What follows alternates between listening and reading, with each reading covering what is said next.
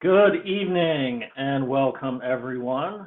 Thanks for taking time out of your night to join us for tonight's public hearing. This is a public hearing for an application received for a National Pollutant Discharge Elimination System permit for the Arbor Preserve North and Arbor Preserve South in Washtenaw County. Also, welcome back to those of you who joined us for a public hearing last week, which is related to the Wetland, Inland Lakes, and Streams permit. This one's for the NPDES permit application on the wastewater discharge. My name is Ryan Blazik. I'm with Eagles Environmental Support Division. I'll just be moderating the public hearing tonight. As such, just have a few things to go through. All right, this is what our agenda is going to look like for the evening. Very similar to last week's hearing for those of you who were on. We're starting off with an introduction. This is what we're going through right now. And then we're going to have an information session where Eagle is going to provide some information on the describe the proposed project or application. And we're going to follow that up with a question and answer session, which will go until around 6:30. So you have an opportunity to ask questions on this project and application. And we're also going to cover the ways to submit an official comment and who to contact with further questions. And then we'll have the second part, which is the official hearing. That's where you'll have an opportunity to make a statement for the record on this application. So again, the informational session is for a question and answer and to ask questions. And then we're going to have a hearing part later on where you'll be able to make a statement on this application. All right, for those of you who weren't here last week, all lines are going to be muted during the hearing, so you'll be able to hear us, but we can't hear you. We won't unmute you, so you can ask a question if you'd like to ask it verbally and to make your comment. If you want to make a comment tonight, we'll explain how we're going to do all that later. However, you can submit a question at any time using the Q&A box in your Zoom toolbar. We'll answer as many of those as we can with the time we have during the informational session. And then also we are recording this hearing, and this hearing will be posted on our YouTube channel. That's Eagle's YouTube channel in a couple days, so you can watch it. Again, if you should choose to do so, or can forward it on if you'd like. All right, so at this point, I'd like to invite our other Eagle staff on the line to turn their cameras on and introduce themselves. Good evening. I'm Chris Alexander, and I am the Assistant Division Director for the Water Resources Division. Good evening. I'm Matt Starren. I'm the Municipal Permit Unit Supervisor in Permits section. Good evening, everybody. My name is Christopher Prinkert. I'm a Municipal Permit Writer in the Municipal Permitting Unit underneath Matt Starren. Hi, everyone. I'm Tiffany Myers. I am the Jackson District Supervisor. Hello, I am Bridget Carver. I'm the compliance staff for the Jackson District Office. All right, thank you all for being here tonight. I've got some slides here, and I think Christopher is going to be presenting, so feel free to take it away, Christopher. Just let me know when to change slides. Sounds good. Thanks, Ryan. All righty. Well, hello again, everybody. Again, my name is Christopher Prinkert, and I am a permit writer in the Municipal Permits Unit in the Water Resources Division. Today, I will be presenting on the proposed issuance for the NPDES permit for the Arbor Preserve North and South wastewater treatment plants. Next slide. Before jumping into the permit, I wanted to provide some more background information about the Municipal Permit Unit and where we fit into Michigan's government. We are part of the Department of Environment, Great Lakes, and Energy, or EGLE. And EGLE's job is to protect Michigan's environment and public health by managing air, water, land, and energy resources. Next slide. Within EGLE, we are part of the Water Resources Division. The Water Resources Division is tasked with ensuring Michigan's waters are safe and clean for what we call protected uses. This includes things like drinking water, recreation, fishing, and a healthy overall aquatic ecosystem. Water Resources Division has a variety of programs, such as wetland and floodplain regulation, critical dune protection, and permit issuance, which is what we will be discussing today, or this evening. Next slide. Within the Water Resources Division, we are part of the permit section, which is responsible for the issuance of all wastewater discharge permits to both the surface and groundwaters of the state of Michigan. The Municipal Permit Unit issues National Pollutant Discharge Elimination System, or NPDES, permits for wastewater discharges from publicly and privately owned treatment plants to surface waters of the state under the Federal Clean Water Act and state law.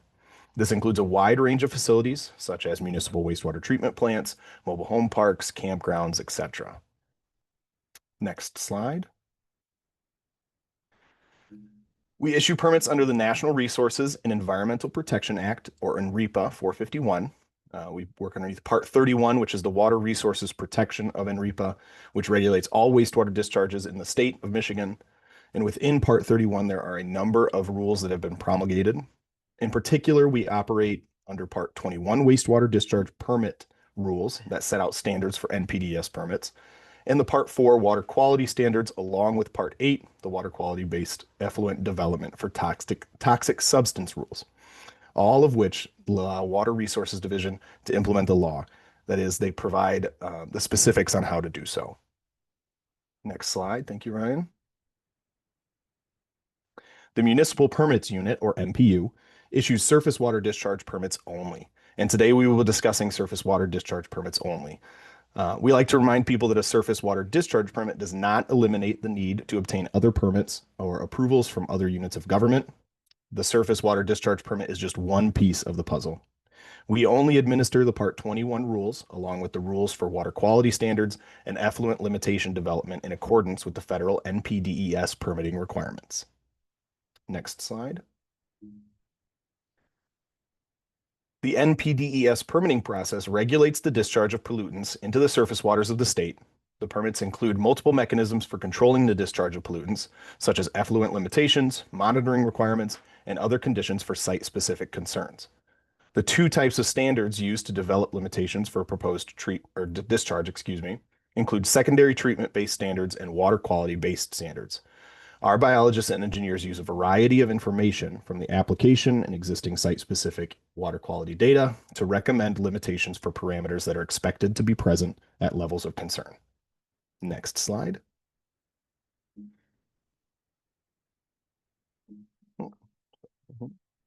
Now, with all of that in mind, we'll move on to the proposed issuance for the draft NPDES permit for the Arbor Preserve wastewater treatment plants, along with a little bit of information on the site itself. In December of 2024, Toll Northeast B Corp submitted 2 new use NPDES applications for the development of the Arbor Preserve North and South wastewater treatment plants. The proposed development is to be located on 2 non-adjacent parcels of land located northeast of the intersections of West Waters Road and South Wagner Road in Section 1 of Lodi Township. The project is separated into Arbor Preserve North, which consists of 52 housing units, and Arbor Preserve South, which has 55 housing units. At this time, each parcel is proposed to have a wastewater treatment plant to provide treatment to the domestic wastewater from the housing units. In the map above, you can see the proposed locations of the development and outfalls from each plant. Both outfalls are proposed to discharge to a tributary of the Rouse Drain, which is ultimately a tributary to the Saline River. A second there to see the map. And whenever you're ready, Ryan, we can go to the next slide. As part of these applications, the applicant also submitted anti-degradation demonstrations for both surface water discharges as required under Rule 1098 of the Part 8 rules. Rule 1098 requires the applicant to identify the social or economic benefits that would be foregone if the increased loading of pollutants are not allowed. Also, the applicant is required to evaluate alternatives to the proposed discharge. The department has reviewed the demonstrations and found that they meet the requirements set forth by Rule 1098. Further information on the anti-degradation demonstrations can be found under the document tabs on Arbor Preserve public notice page, which I will show how to get to here shortly. Next slide. The department has developed draft NPDES permits for the Arbor Preserve wastewater treatment plants using information submitted in the application documents and recommendations provided from the water quality and treatment technology-based reviews. The permit contains limitations for protection of public health and the environment, as well as monitoring and reporting requirements. For more specific information on the limitations and permit requirements, please see the draft NPDES permits and their basis for decision memos, which can be found under the Documents tab in the Arbor Preserve public notice page. Next slide. With that, it concludes just our brief presentation for the proposed reissuance of the NPDES permits for Arbor Preserve North and South. But before we move on to the public hearing, I'm just going to address how to submit comments if you're unaware in MyEnviro, and for anyone interested, submitting after the public hearing tonight. To begin, if you see the slide above, you should start out on the MyEnviro homepage and select the public notice search option, which is outlined there in green. Next slide. That will take you to a page that looks like this. In the site name search bar, which is indicated there on the top, you can type out just Arbor Preserve and then select the view/submit comment button, which is found in the same row as the permit. From there, you can submit comments under the public hearing entries, which will show on the next slide. So yep, that'll take you to this page, and there you can select the Documents tab to see either the anti-degradation demonstrations or the draft NPDES permits, as well as click the Add Comment button at the top of the page, which will take you to the comment submission form. Next slide. And then this is what that form should look like. To make a comment, the only required items are going to be your name, email address, and comment. However, there are other fields that you can fill out in case you'd like to include attachments. And once you've done that, you can just click submit. And that is going to be it for me. I'm going to hand things back over to Ryan, and thank you very much. Yeah, many thanks for the info, Christopher. We're going to move right into our question and answer session. So I'd like to invite our panelists to turn their cameras back on. And then if you have a question, there's a couple of options for asking a question. You can either type your question in the Q&A box, you'll see at the bottom of your screen, just type it in and send it to us. Or you can raise your hand. You'll see a raise hand icon at the bottom of your screen. Just click that and we'll call on you with your name, and then we'll unmute you, and you can unmute yourself and ask your question. I'll kind of go back and forth between the Q&A box and any raised hands. And the other thing to keep in mind that this is the question and answer session. So if you have a statement to make, please hold on to that statement until we get to the actual hearing part for making that statement for the record on this application and project. All right, so with that, I'm going to go ahead to the Q&A box. We'll start there. And first question, what is the end date for the written public commentary? So I can answer that. The end date for the public comment period is going to end 10 days after today. So November 15th will be the final day to make comments there on MyEnviro. All right, thanks, Christopher. And I will mention we are going to share some additional information, including that date, a little bit later on in future slides associated with this hearing, just as an FYI. All right, so this one, okay, so this is a long one, so bear with me. Is the planned minimal isolation distance between the north wastewater treatment plant discharge point and the Orchard Grove Type 1 community well acceptable to Eagle, even though the Washtenaw County Health Department engineer, Jennifer Kahn, expressed in writing her dissatisfaction with it, and the Eagle Drinking Water Division engineer, Sean Brown, expressed concern about its inadequacy? The wastewater treatment plant effluent will not be joining a substantial body of flowing water, but will join an often dry stream bed, as is a juncture with standing water and a cattail marsh. Yeah, I think, Matt, would you like to take this one to answer? Yeah, so this is a discharge to a surface water of the state, and those setbacks are for protection of groundwater or discharge to groundwater, and therefore setbacks for surface water discharges, the setbacks do not apply to this type of discharge. If this were discharging directly to the ground under a groundwater permit, then those setbacks would be valid in terms of protection of that drinking water source. But because this is a discharge to a surface water body, the isolation distances are not applicable to this discharge. All right, thank you, Matt. Please explain how you determined that the applicant met the required anti-degradation requirements, specifically the significant benefits that would be foregone. Yeah, I can take that one too. So as Christopher explained, facilities are required to provide a demonstration describing the economic impacts. And the Toll Brothers did submit that. You can review the anti-deg demonstration on our website. I think Jim provided a link to where those can be found. They provided examples of, and I'm trying to see if I can find it, examples of the development, the economic improvements to the community, and we just reviewed that application and made a determination that it does meet our requirements. So. All right, thanks, Matt. I'm gonna go through one more in the Q&A box, and then I'll go to the raised hands, because it looks like there's a few raised hands here.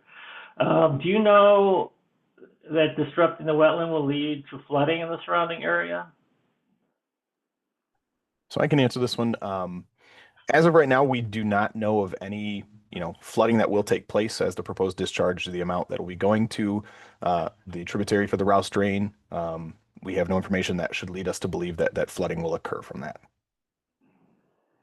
All right, thanks, Christopher. All right, we're going to go to the raised hands. Kevin Seiss or Cease, we're going to unmute you, and then you can ask your question. Sure.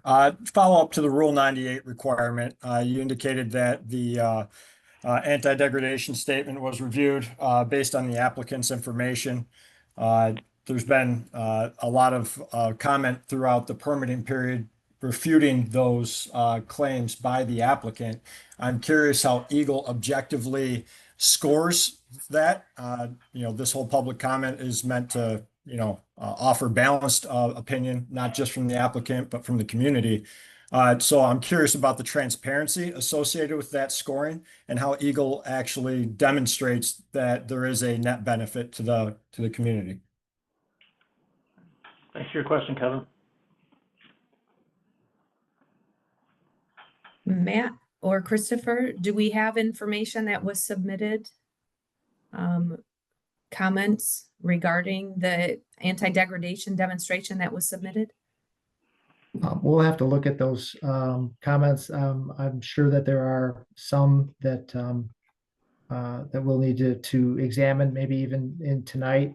I'm trying to find the demonstration that they put up, and I apologize, I'm not able to find their demonstration, but we will take into account any comments received tonight, and we'll look through the record to see if there's any determination refuting the demonstration submitted by the facility.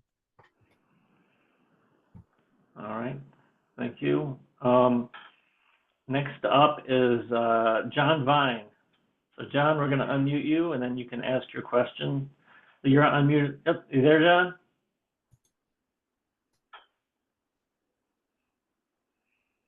It looks like you're unmuted. Are you there, John? Yes, I'm here. Oh, yep. You feel free to ask your question. I have 2 or 3 questions, if I could. Well, let's start off. We have to get to a bunch of other questions that people have, so let's start off with 1 or 2, and then you can come back once I get to some other questions. The wastewater treatment plant is designed to discharge 15,000 gallons per day. That's each of the wastewater treatment plants.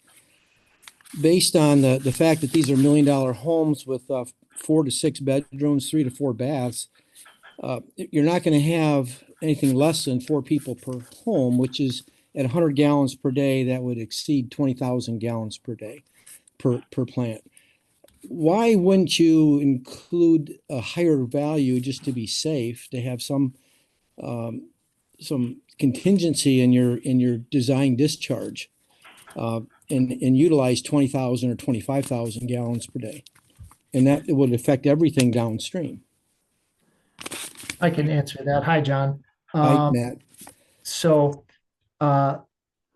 there's a little bit of this background here. So we have the NPDES permit for the discharge to the receiving water.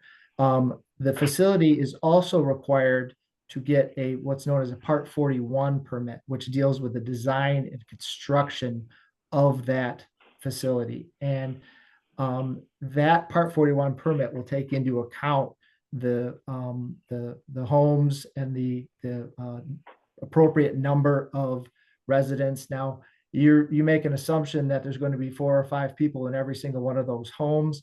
I would maybe push back a little bit on that of, that the under Part 41, they have certain numbers, based on local population, local density, housing and things like that, that they're going to consider when looking at that.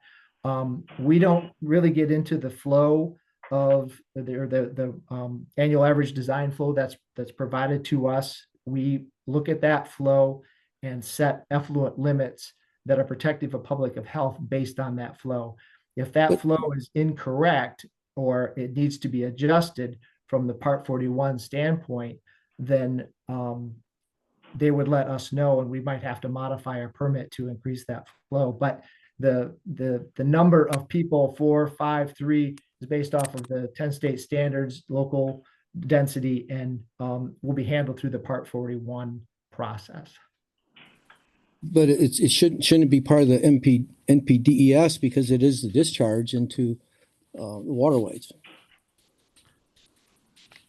Like I said, if the Part 41 engineer and their permit comes back and tells us that that is an inappropriate flow, then we can modify our permit. But when we develop these discharge permits, we take what the flow that is presented to us.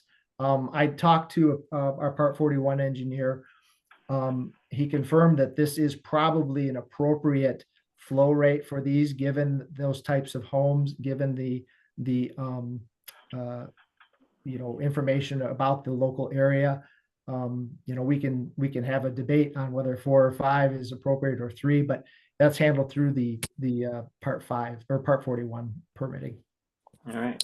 Thank you both. Can I ask one more question, please? I'll tell you what, John, let me get to a couple more and then you can come back. I've got them piling up in the Q&A box and I've got another raised hand. So I want to make sure other people have a chance to ask a question. Thank you. All right, Richard Strader, it looks like your hand is raised.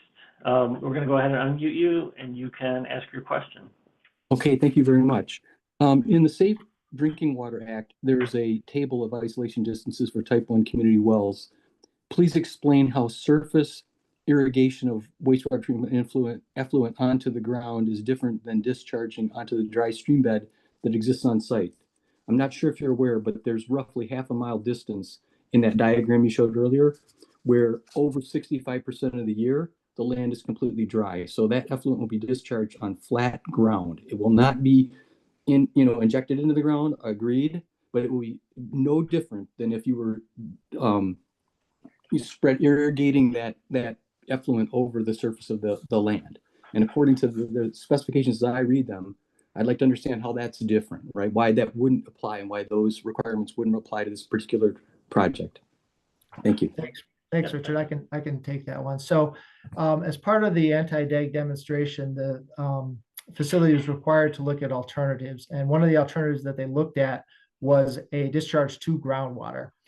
They submitted a hydrogeologic study investigating the soils and their ability to assimilate, to take wastewater right through spray irrigation or through some sort of septic system or some other type of groundwater discharge.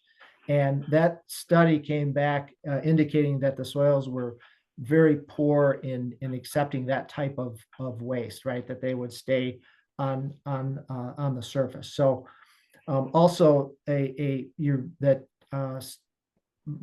drain that is dry a portion of the year. Part of the reason it is dry potentially is because of the clay layers and the lack of recharge from groundwater. So this is we consider this a discharge to surface water, not spray irrigating on like a crop or an infiltration bed or something that's directly linked to a groundwater.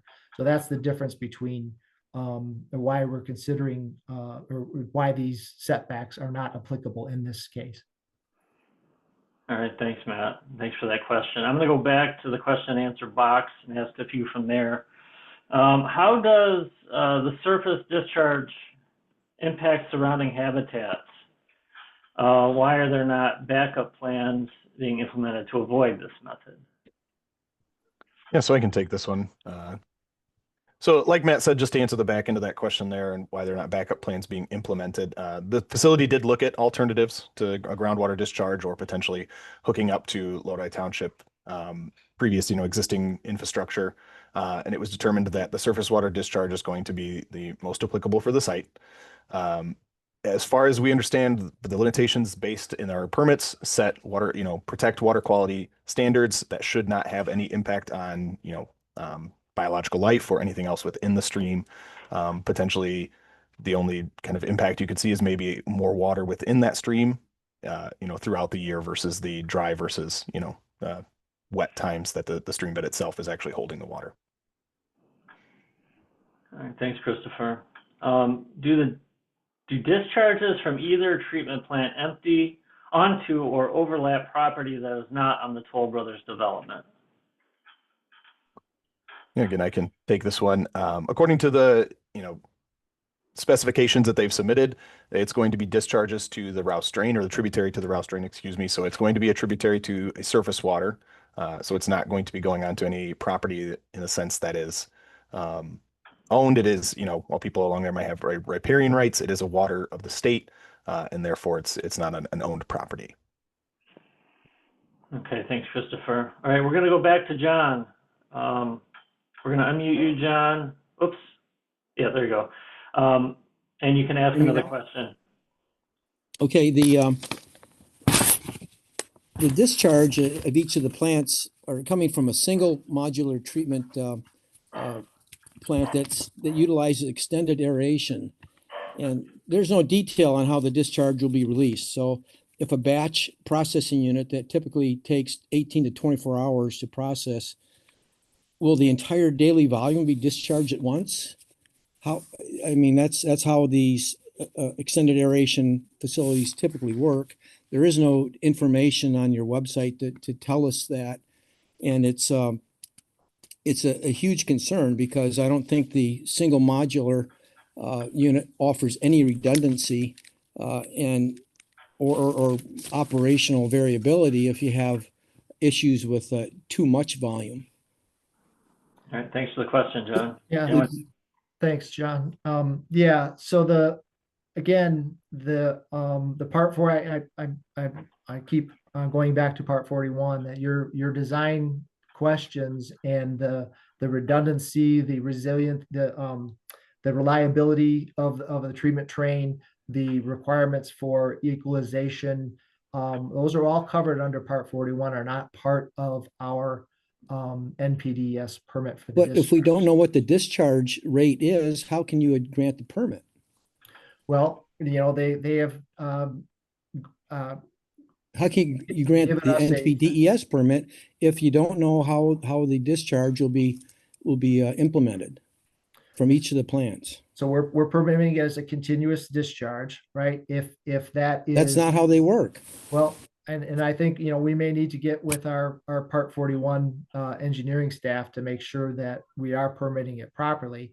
But we don't want to these discharges. The other aspect of these plants is that they have very high quality effluent, right? There's some of these strictest limits that we can impose on it. So, I understand your question. We will work with our part 41 staff to ensure that the appropriate flow is being permitted on these NPDES permits. All right, thanks, Matt and John. We're at about time to move on. I've got one more question in the Q&A box that we're going to get to, and then we're going to move on to the hearing part for tonight. The question is, there are existing septic fields with a sand vein immediately adjacent to Arbor Preserve South that all the existing homes in Alex Drive are utilizing for septic systems. So it's obvious that septic systems are a viable alternative, just maybe not the quantity and density of housing that the applicant would desire. Why is this not deemed an acceptable alternative?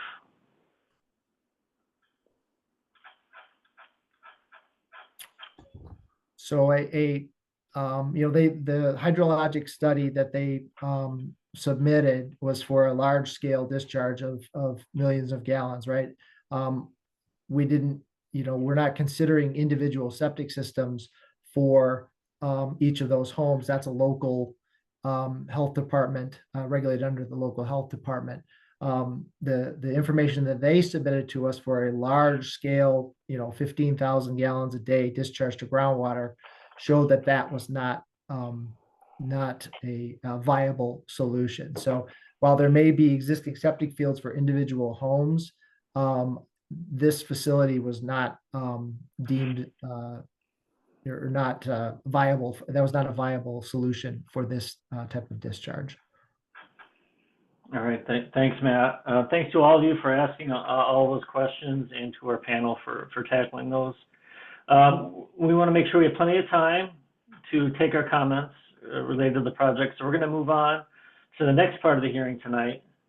But before we do, I just want to make sure everyone's aware of the other ways to submit a comment in case you didn't want to make a comment tonight verbally out loud. You can do that through MyEnviro. You can provide your comments directly into the MyEnviro portal under permit number MI00608383, and we're going to put the link there in the chat so that you have it, or by mail to Christopher Prenkert, Water Resources Division, Eagle, P.O. Box 30458, Lansing, Michigan, 48909-7958. And then the comment period will be open for 10 days, as we mentioned before, which is November 15th. All right. All right, we're going to go ahead and kick off the hearing, and I am serving as hearings officer tonight. So I will start off by reading a hearing statement that we have to go through before we get started by taking your comments. I'll also explain how we'll take those comments here shortly. So I'm going to go ahead and read this opening statement. And it's quite lengthy, so apologize for that. Good evening, ladies and gentlemen. Welcome to the public hearing. As mentioned, I'm Ryan Blazik. I'll be the hearings officer with the Michigan Department of Environment, Great Lakes, and Energy. Christine Alexander, Assistant Water Resources Division Director, is a decision maker for the permit application and will be listening to your comments this evening. Along with her are Matt Starren, Municipal Permits Unit Supervisor, Christopher Prenkert, Environmental Quality Analyst, who developed the proposed permit. And then we also have some our other staff, Tiffany Myers, as well as Bridget Carver on the line. Eagle will be considering all comments received prior to taking action on the proposed permits.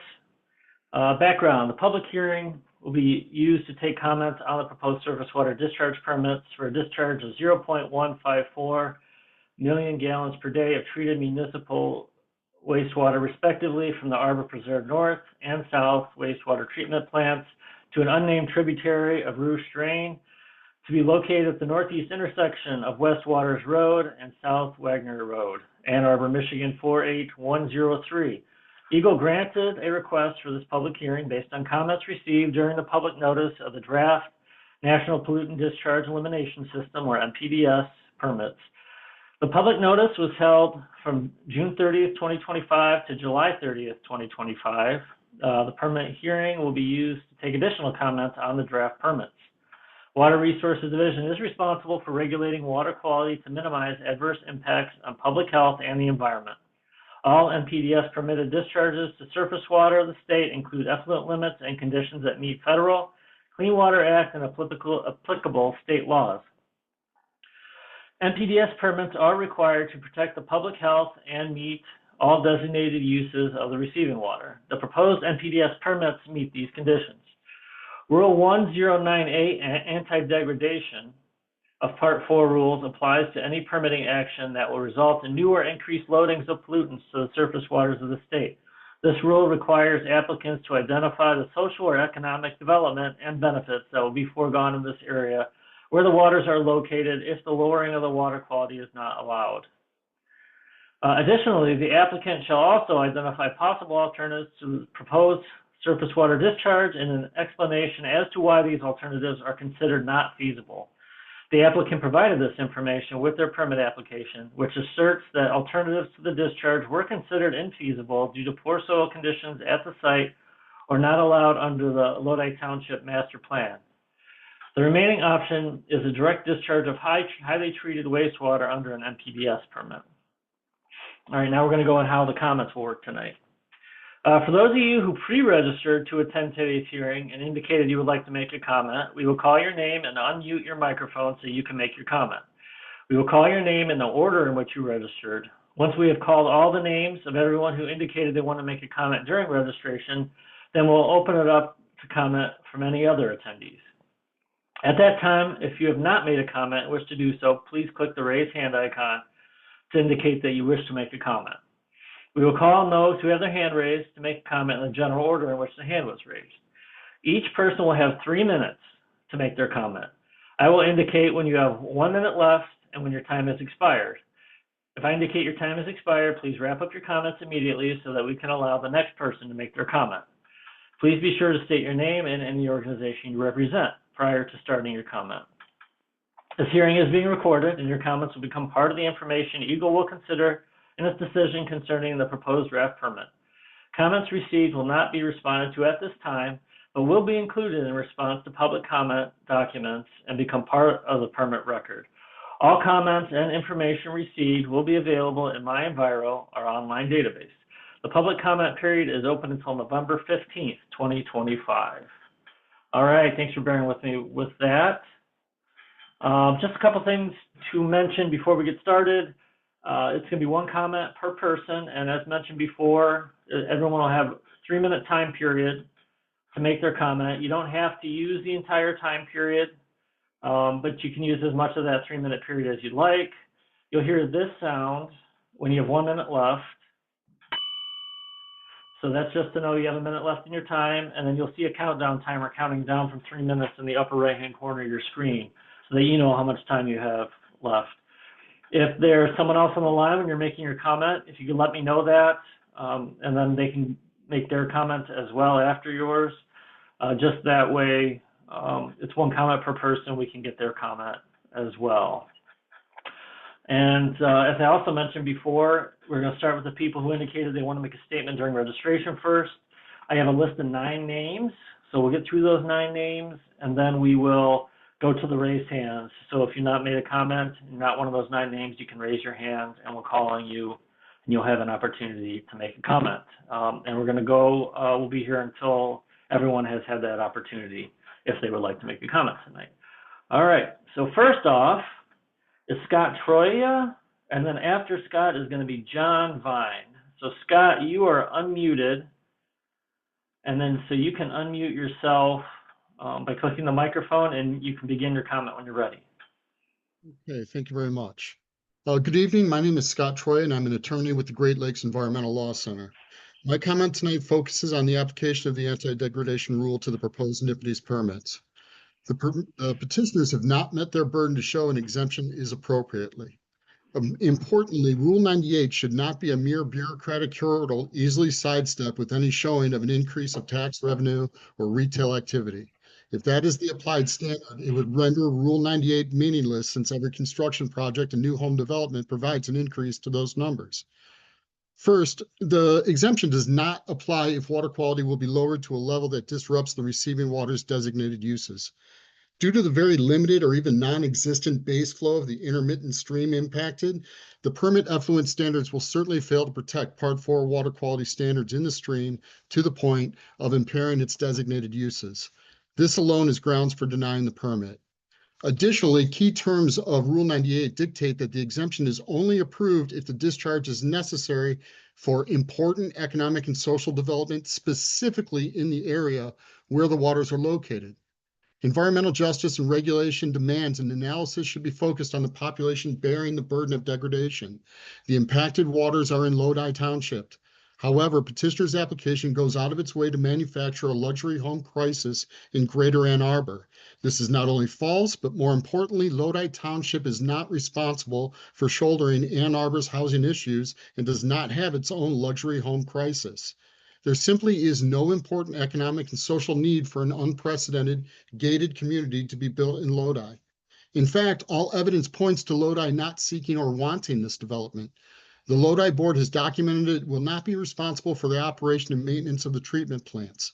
WRD's guidance policy on anti-degradation states the refusal of the local government to provide such assurance indicates the discharge is not necessary for procuring social and economic benefits to the community. Likewise, the Lodi ordinances explicitly forbid packaged wastewater treatment plants, in part to avoid this exact kind of housing development that harms the environment. That's why these parcels were previously zoned as agricultural rather than residential. Petitioners' own documents admit it was only under duress of economic insolvency from land developer lawsuits that led to the rezoning.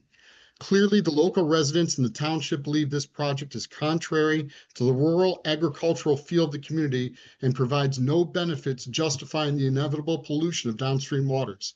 This simply does not meet the exemption standard in Rule 98. Thank you for allowing me to have comments this evening.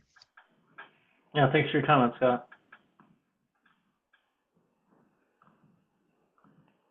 All right, next up is John Vine, and then after John will be Susan Miller. So John, you're unmuted. You know, we talk about the effluent, treated effluent. We haven't talked about the fact that there'll be raw sewage flowing down the Rouse drain. I don't say that as a maybe, it's a certainty.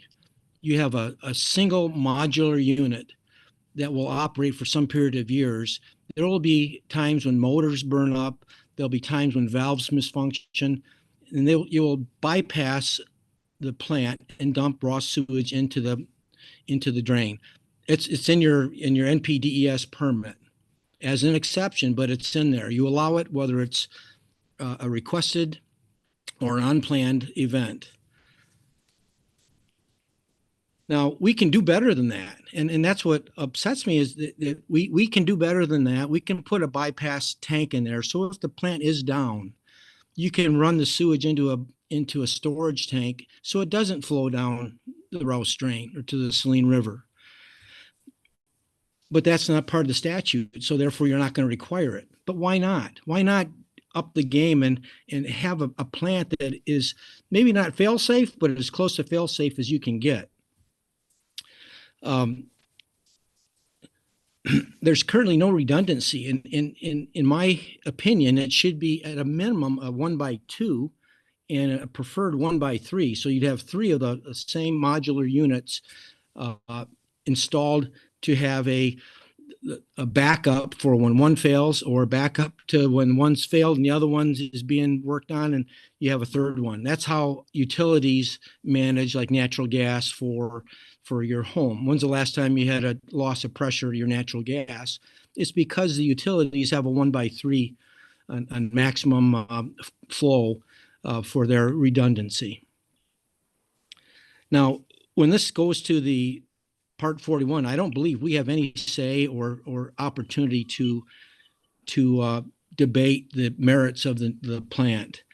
And to me, that, it's between the developer and Eagle, and we're left on the sidelines. Yet we are the ones that will suffer from a plant that does malfunction, or even when it's running well, it's still treated sewage effluent flowing down our waterways in the Lodi Township. So I urge you to take a hard look at this. I would prefer that you deny the permit, but if you do, you gotta up your game and have a plant that has the ability to not pollute the area with raw sewage. This plant is going to be there for how many years? 100 years? 200 years? Who knows?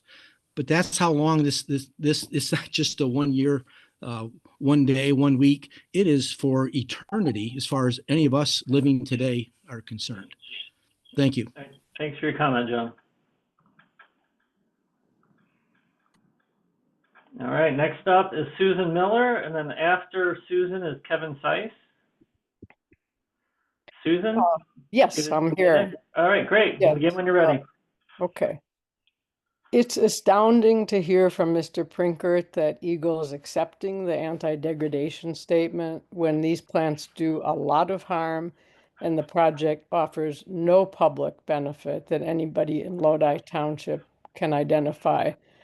The public has the strong impression that we're just going through the motions in communicating with Eagle because you are working for the developer, not the community, and have already made up your mind. Having said that, I'll use what time I have to focus particularly on the north plant because it is positioned to discharge all its treated wastewater directly onto and through my property. Additionally, 3 detention ponds will discharge their overflow onto my property from 2 entry points. The North Plant's discharge plan, as so many have said, creates some unique problems because the water is discharging to what is much of the year an extremely narrow and dry stream bed that crisscrosses mature forest. Toll portrays the wastewater discharge, and apparently Eagle accepts this as insignificant and therefore not requiring that they secure drainage rights as mandated by ordinance. To support this statement, they say it is only a 1-year rain event, their discharge. But what does that actually mean? A 1-year storm is the heaviest precipitation expected in any given year. But how often will the plant be discharging this amount of water? Clearly not once a year. If they are discharging at that rate continually or at once every 24 hours, they are discharging much more than a tiny stream channel can absorb without regular flooding that will threaten surrounding vegetation. Have they done a real world test of this effluent discharge plan? I think not. And Eagle just accepts their assertions. Additionally, the water in the stream will now be 100% contaminated water at least 60% of the time. The toll project manager has stated that the water will be non-potable. Who's going to inform the creatures that live in the forest that the water is unsafe?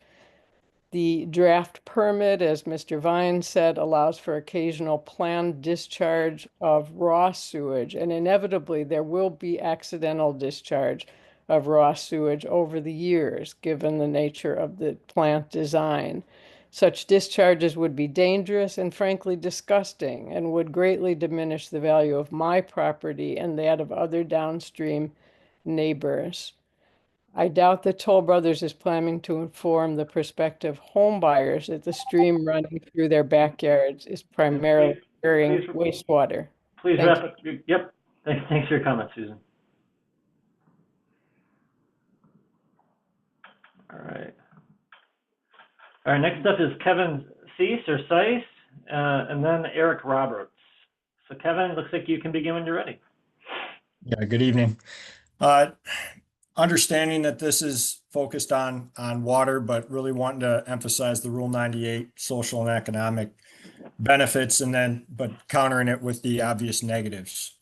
Live immediately adjacent to the property of Arbor Preserve South. Constructed my home in 2020, 2021. And, the water that's available right now is not great. From a quality and quantity standpoint. I'm sure others might have similar concerns. I understand neighbors have dropped wells in recent years, and after 4 years, a couple of years in my home, my well draws water. You're going to add 107 homes to this development that is drawing on the same aquifer, for which arguably there's just not enough there for what's existing. The aspect of this development where you guys are evaluating it only at this high volume of 15,000 or arguably more, depending on whose numbers you believe, discharge, my question to Eagle, what would the existing hydrology support from a discharge standpoint, right? If not 15,000, 7,000, 5,000, it's a community rooted in agriculture, and we're talking about a gated community that's being proposed to be plopped down here in a township that has a steady decline of population over the last 5 years. There is no pent-up housing demand like the developer claims in their anti-degradation statement. Lodi's been at a net negative for 5 years running, as well as Washtenaw County, right? So the fallacy in their anti-degradation statements, I know others will be speaking on this stuff, is that any of them are even a benefit or a need.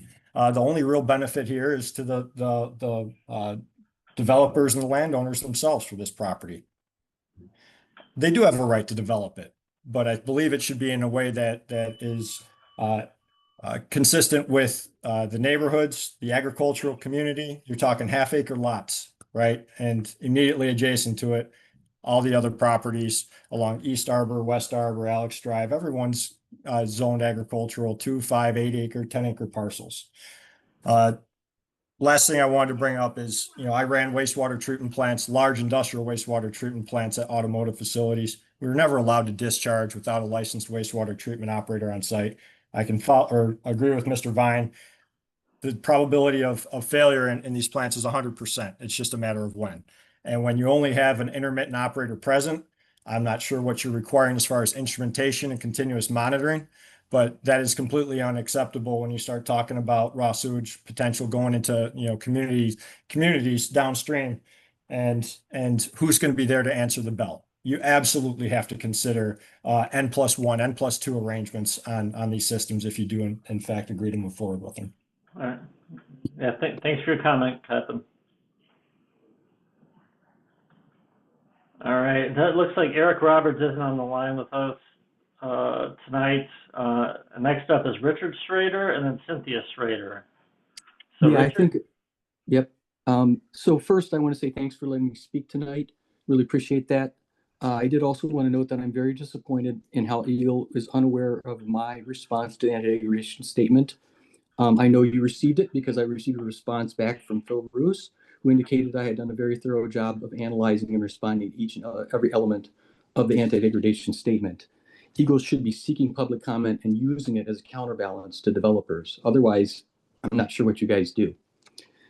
Here's a summary of what I found in their anti-degradation statement.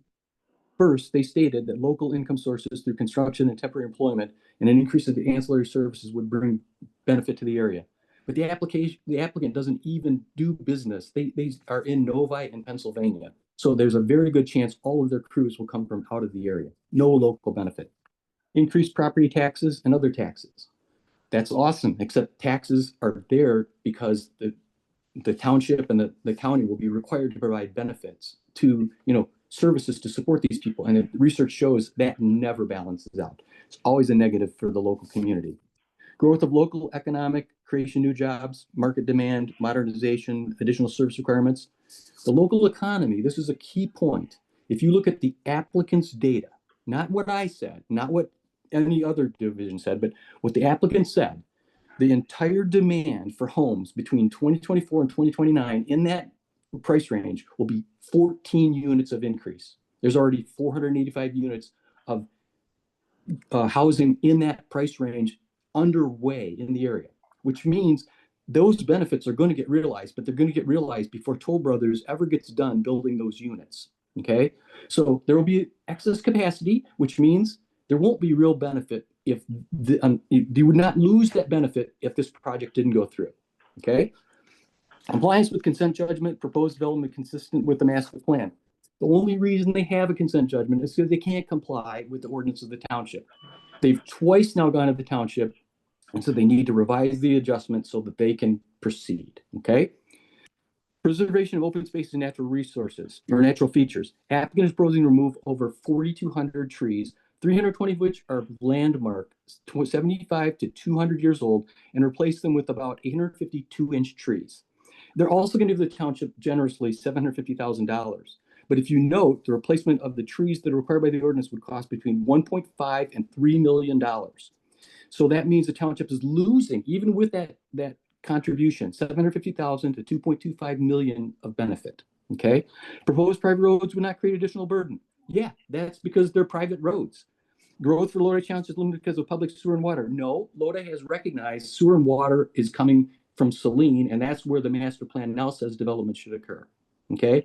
They have put nothing on their piece of paper that demonstrates a significant benefit. Remember, it's got to be significant. And Richard, you're out of time, so please wrap your comments up. Yep, thank you. Is Cynthia Schrader on the line with you by chance? She is, but she's not going to make not going to make it. Okay, got you. Well, thank you very much.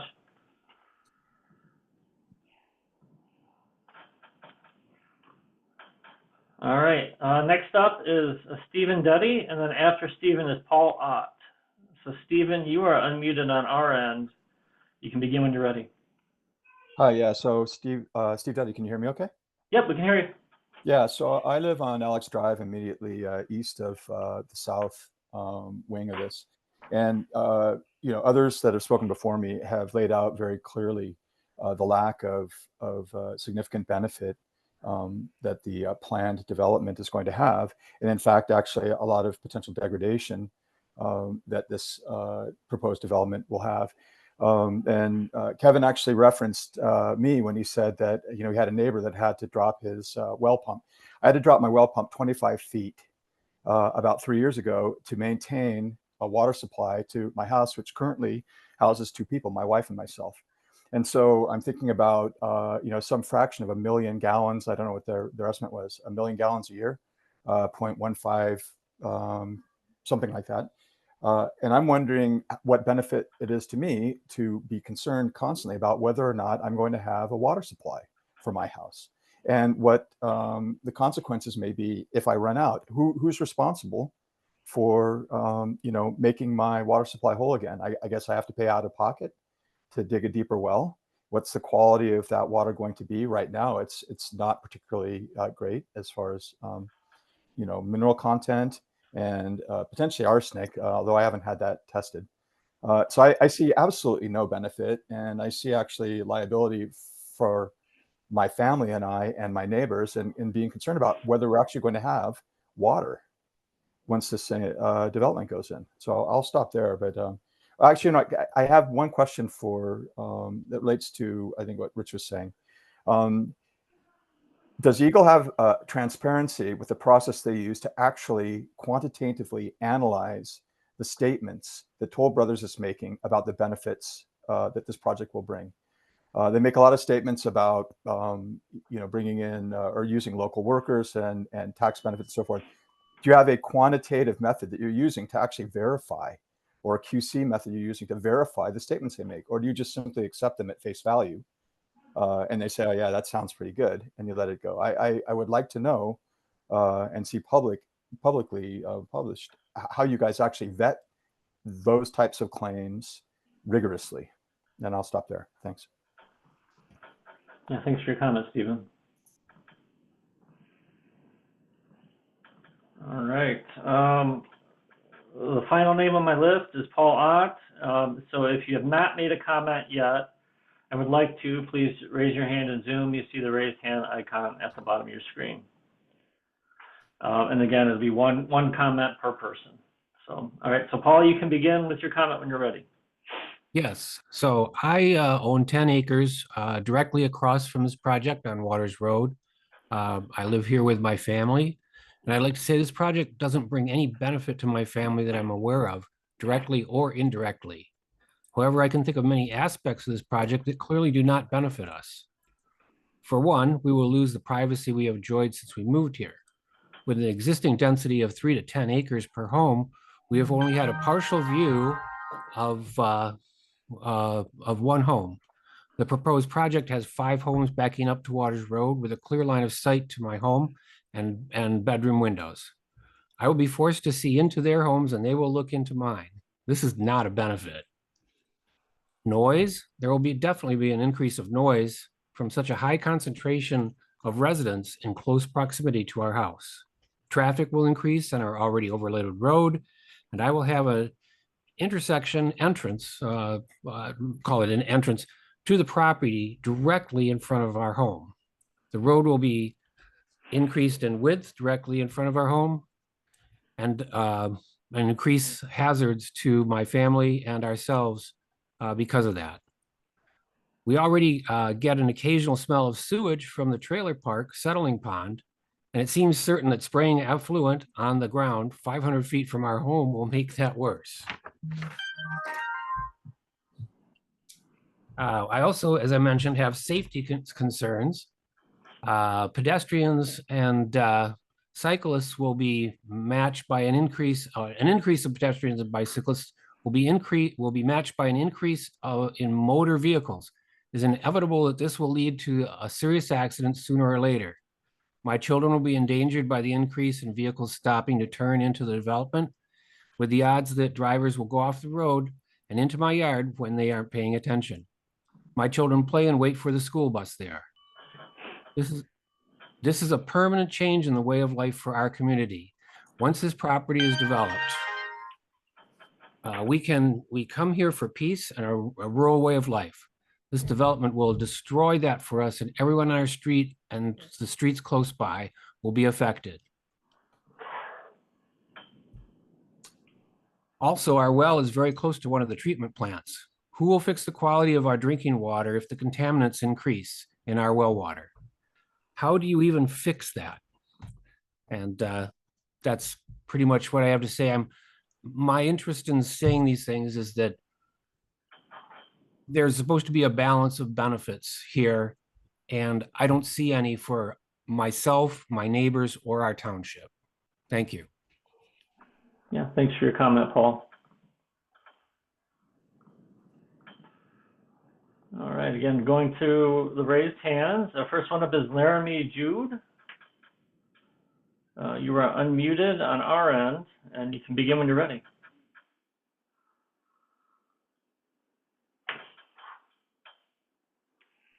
All right, can you hear me all right? Yep, we can hear you. Okay, great. So I'd like to quickly say that wetlands have a lot of positives, as we already heard. They purify polluted water, they replenish aquifers, such as the wells people were mentioning, and they control floods by absorbing water and then slowly releasing it over time. If things are built on wetlands, that's one thing that they're not good at. They have very spongy soil that will slowly release water into the houses that are built on them. These developments, they're causing a lot of problems for everyone who lives here, and they're not even going to last. They're going to be full of mold. No one is going to want to live in them. I mean, we're all talking about how it's going to affect us, but it's also going to affect the people that have bought these things. Another thing is some of the trees that they're tearing down are incredibly old, some of them predating Lodi itself. And I know we're talking about water here, but trees take up a lot of water and release it, which helps a lot with the flooding. In the original plan, they showed that they were only going to tear down 83 trees, and now that we see their final submission, it's in the thousands. And they're only going to replace 555, which has been previously mentioned. These are going to be tiny 2-inch diameter saplings, and that's not going to be anything like the 200-year-old trees that they're trying to tear down. They described the south parcel as being brush hogged in 2016, but if you actually live here, you can go out and see all of the incredibly old growth trees we have here.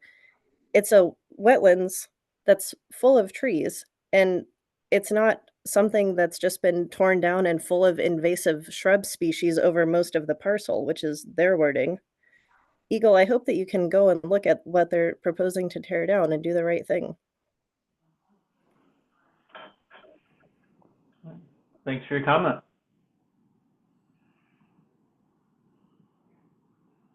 All right, next up is Dixon Hammond. Yay. Hi, my name is Dixon. I am a Lodi Township resident. Thank you so much for holding this public hearing. First, a correction. Someone from Eagle stated earlier that there is no discharge to neighboring properties and that the North Wastewater Treatment Plant drains onto state property. That is not true. The North Plant would be located at the very edge of Toll Brothers property and immediately flows onto private land outside of the development. And as mentioned, no drainage rights have been obtained from that private property owner.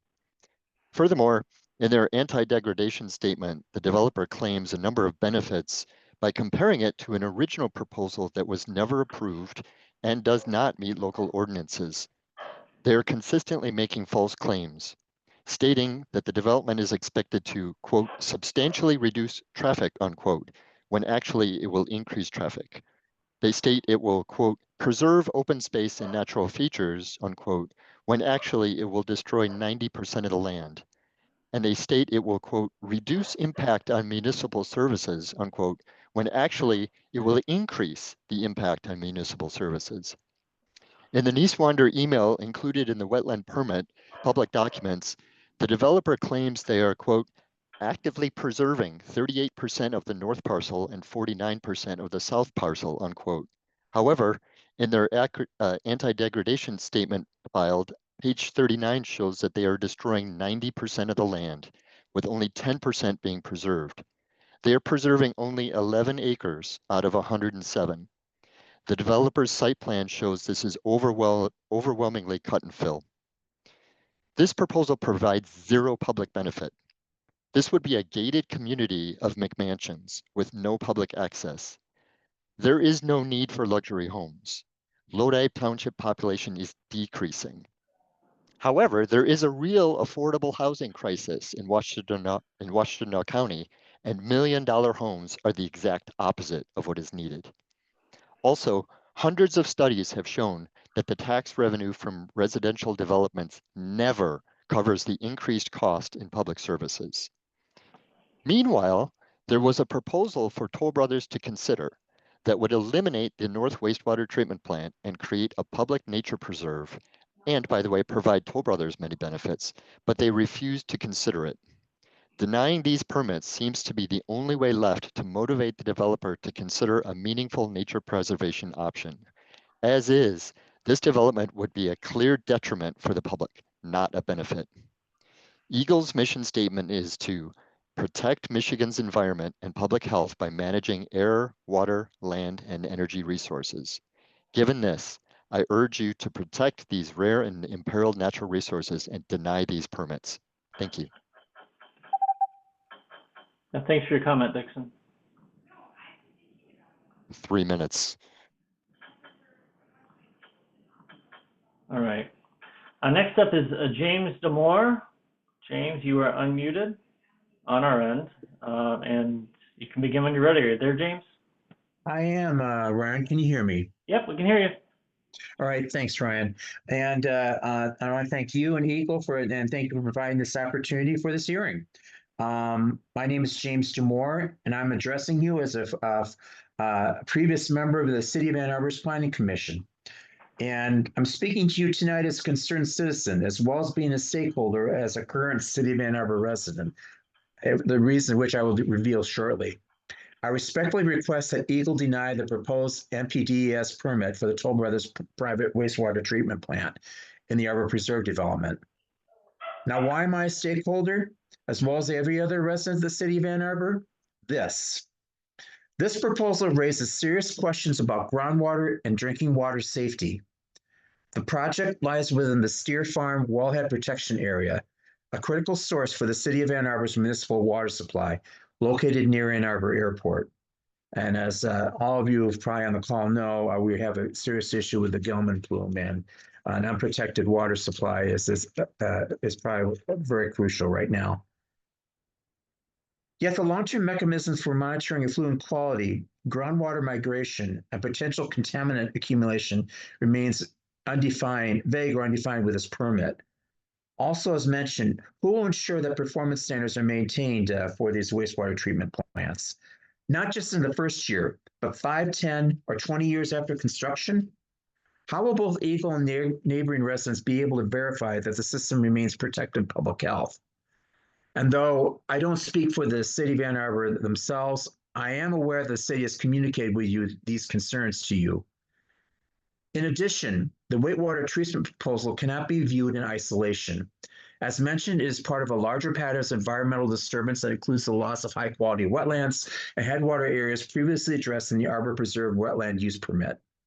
The cumulative impacts, all the hydrology, reduced infiltration, and increased pollutant loading, risk degrading both groundwater recharge zones and the Rouse drain system, which flows into the River Raisin watershed. Eagle's statutory duty is to protect Michigan waters for the public trust and future generations. Approving a privately operated wastewater plant in this sensitive headwater area without full transparency, as mentioned by previous speakers, rigorous oversight, and community accountability would certainly fail that duty. For these reasons, I urge Eagle to deny this permit and require alternatives that protect groundwater, wetlands, and regional drinking water integrity. Thank you for considering my remarks and for your continued service to Michigan Natural Resources.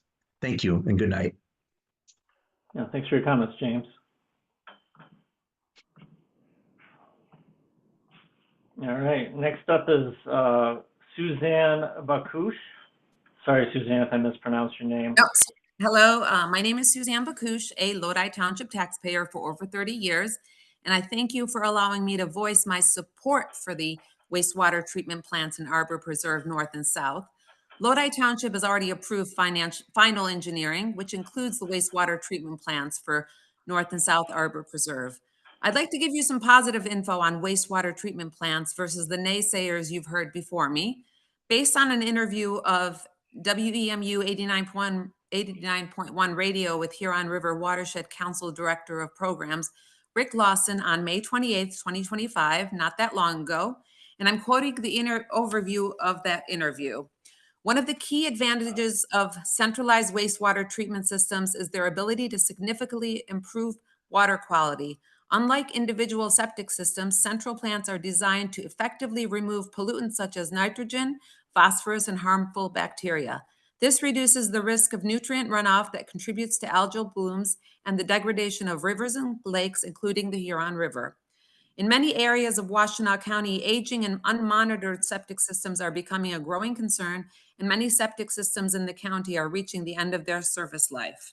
When these systems fail, as they often do with time, they can leak untreated waste into the ground in nearby waterways. This not only poses a serious public health risk, but also threatens local ecosystems that depend on clean water.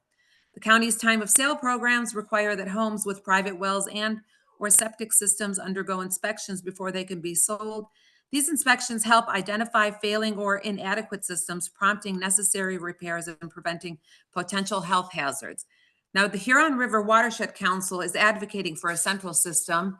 These systems are generally easier to maintain, more reliable, and more efficient than the patchwork of household septic tanks scattered throughout the county. Centralized wastewater treatment is also more resilient in the face of climate change. With the increasing frequency of extreme weather events and heavy rainfall, these systems can be designed to better manage stormwater and prevent overflows. End quote. One last point for me. For the previous speakers who've alleged that their water is contaminated by E. coli, the treatment plan isn't even installed yet. So how can you justify your issues directed at this wastewater treatment plant versus your neighbors or possibly your own drain field that has contaminated your water? I trust the experts that have approved these plans for Lodi Township and the experts at the county and state levels. Thank you very much. Yeah, thanks for your comment, Suzanne. All right, next up is Robert Hughes. All right, you're muted on our end, Robert.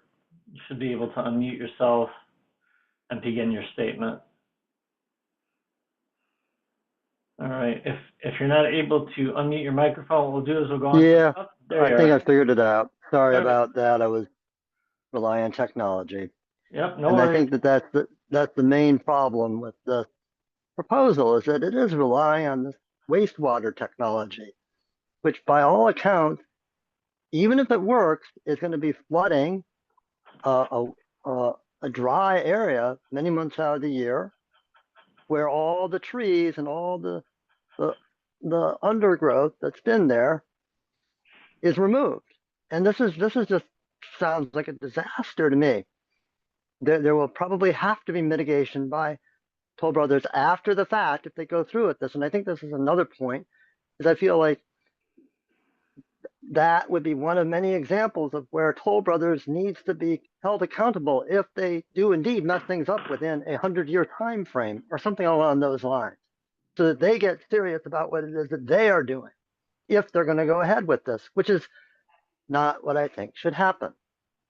And so I think I've touched on the main concerns that I have about it. The longevity of the wastewater treatment plant itself.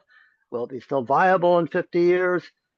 The amount of water that's going to flood the dry area. And that's going to be different than it would be in a regular quote unquote storm, because all the trees and undergrowth will be gone. So that's my statement, and thank you very much. Appreciate it.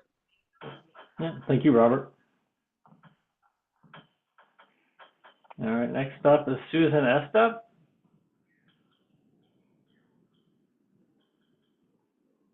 Yes, hello. We can hear you. Yep. Great.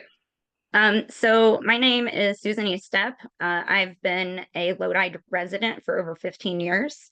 I'm requesting that these permits be denied. I'm expressing support for all of the residents who live near the developments, including those that we've heard tonight. But I want to express, as someone who doesn't live directly by the developments, I live further south in the township. Many people in the township have concerns. Like many in the township, I have a private well and sewage, and I have a water stream that runs next to my property. So, we're setting a precedent here in the township by allowing these wastewater treatment plants. And I also, just listening tonight, just want to express concern as well with the Toll Brothers and the fact that they're not providing information, and even to the township really couldn't provide important information. And it seems like you all have had that issue as well. So please just take your time on this and do your due diligence. Thank you for letting me speak tonight. Yeah, thank you, Susan. All right, next up is Susan Mossner. Looks like you are unmuted, Susan. Are you there? All right, we'll give you a few more seconds to figure your microphone out. Looks like you're unmuted on our end, so it may be a setting on yours. Well, what we'll do is we'll go on to the next speaker. If you're not able to get your microphone figured out. Hello? Oh, are you there? Hello? Yes. All right, you Hello? can begin. Yep, you can begin your statement. Okay, thank you. So I live on South Wagner Road, south of the Arbor Preserve proposed development. And the Rouse drain runs through my property. You've talked quite a bit about the dry stream bed, but you need to look farther downstream. Earlier, one of you made the statement that you don't foresee any flooding in the stream. But flooding is already occurring, and not necessarily the 100-year rainfall or rain event that you talked about. I have actually taken pictures and called your office and filed an online question from some of the events I've had with the current pollution and flooding I'm seeing from the infrastructure that already exists and has been added over the years that I've lived here. And I also had some water testing done at those times when I've seen that, which showed E. coli contamination. Now, the pictures I sent to you guys shows black, green, sludgy, foamy water. And so that's from current infrastructure and current treatment plant upstream. So I guess I'm a little concerned now you're going to approve 2 further treatment plants that are going to be contributing more to this Rouse drain. I also see significant flooding and erosion issues on my land, which this Rouse drain goes through my old growth forests and wetlands on my property and neighboring property. And so I have some concerns there that I don't feel adding 2 more treatment plants will cause more problems. So I guess I see your agency as sort of our first defense for our environment. And you're tasked with protecting our environment, our soil, our air, our water. And there's, the indisputable evidence, even by your language in the draft permit, allowing direct pollution in our township and our waterways. And statewide townships are being faced with demands of corporate development, whether it be residential or commercial. And it appears to me that Eagle's succumbing to the corporate pressures, money, and legal threats. And I'm curious, I guess, what are the directives from your higher ups? Are we letting corporations take over and ruin our environment between developments and data centers and other proposed projects where there's indisputable evidence that there are problems with them that are going to cause pollution problems. So I guess to quote Robert Redford, the measure of our success will be the condition on which we leave the world for our next generation, and your agency is part of that. Thank you. Thanks for your comment, Susan. All right, next up, Patricia Haroon. All right, you are unmuted, Patricia. Okay, can you hear me? Yep, we can hear you. Great. Thank you for having this hearing. That you would take any developer at their word for their anti-degradation statement without verifying the statement themselves and the data is unbelievable. I would have hoped that would be part of your job, is verifying that what someone tells you is their statement, that you would go through the steps to prove it. You do not want the fox counting the chickens. So I hope that you will take that in consideration and that you will look into the statement, the anti-degradation statement. There is a lot that's inaccurate there. I wanted to mention that Ms. Bakuch is one of the original property owners who sold the toll for Arbor Preserve North and South, and her family has benefited in the millions of dollars by these sales to toll. She stands to benefit even more as she owns additional Lodi Township land. Her interest in private wastewater treatment plants in Lodi is for her financial benefit of selling her other no-perk land to developers. She's in the real estate business and a close ally of toll. We have found her previous negative comments toward another member of the public to be baseless, fueled by her anger and a distraction from her future plans. Thank you. And thanks for your comments, Patricia.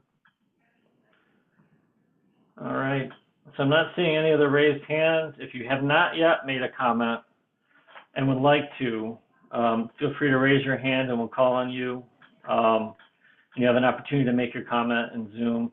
All right, looks like Paul, your hand is raised.